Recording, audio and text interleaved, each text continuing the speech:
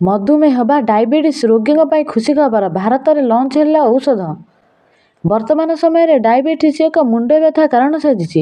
सबु बयसर लोके यही रोग पीड़ित होती यारि भितर मधुमेह रोगीों पर एक खुशी खबर सामना को आसी। औषध कंपनी नोभो नॉर्डिल्स भारत में यार लोकप्रिय मधुमेह औषध ओजेम्बिक लंच करिछि, जहाँ टाइप 2 मधुमेह चिकित्सा एक प्रमुख पदक्षेप बोली कहुछि। कंपनी 0.25 मिग्रा साप्ताहिक डोज पर औषधर मूल्य 8,800 रखिछि। यही औषधटी एक फ्री फिल्ड इंजेक्शन पेन रे आसुछि, जहाँ सप्ताह थरे दि जाए बोली कहुछि।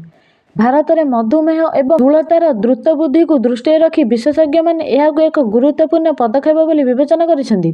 सीडीएससीओ अक्टोबर में टाइप 2 मधुमेह थिबा वयस्क रोगीों पर औषध को अनुमोदन करिथिला, जहाँ भारत में यार लंच को एक दीर्घ प्रतीक्षित करिथिला। किपरि काम करिबो औषध जाने पूर्व मो चैनल को सब्सक्राइब करंतु, भल लागिले लाइक करंतु। विशेषज्ञ माने कहते जे ओजेम्बिक रो प्रभाव रक्त शर्करा नियंत्रण पर्यंत सीमित नुहे। यह भोक कमाइबा, शर्करा स्तर बजाय रखिबा एवं दीर्घकालीन ओजन परिचालन रे सहाय्य करिबा मध्ये सहाय्य करिपारे।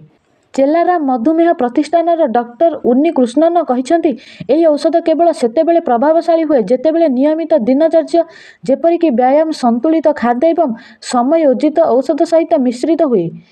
से आहरी कहते जे यह एक शीघ्र ओजन ह्रास औषध भाव में भाविबा भूल हेबो। यह मधुमेह रोगी हृदय एवं किडनी समस्या को कम करिबारे मध्ये सहायता करिपारे। विश्व में टाइप 2 मधुमेह रोगी संख्या द्वितीय सर्वाधिक। अन्यपटे मोटापा मामला मध्ये वृद्धि पाउछि। यह ओजन परिचालन एवं चीनी नियंत्रण औषधर चाहिदा द्रुत वृद्धि पाइछि।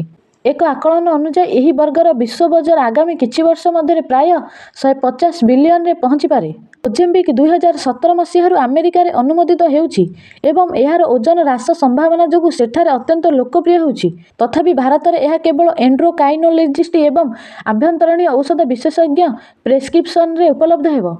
यह प्रसाधन किंबा ओजन ह्रास उद्देश्य व्यवहार करने अनुमोदित नुहे। एमती नुआ नुआ भिडियो देखा मो चैनल को लाइक शेयर सब्सक्राइब करंतु। देखा आउ गोटे भिडियो रहुछि। नमस्कार।